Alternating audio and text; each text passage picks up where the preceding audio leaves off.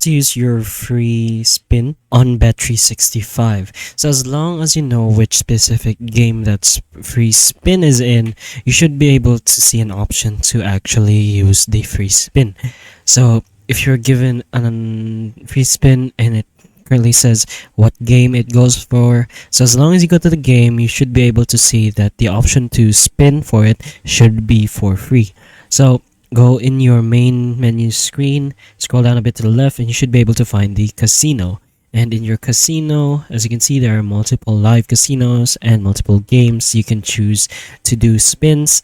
And in whichever game that free spin goes to, that's where the free spin will apply to.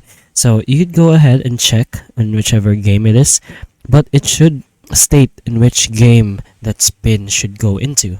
But that spin is pretty much active for the next time you make a spin on that specific game. So as long as you know what it is, you should be fine and good to go. So that's how you make a free spin in Bet365. And if this video helped you, please like and subscribe for more videos like this. And that's all. Thank you.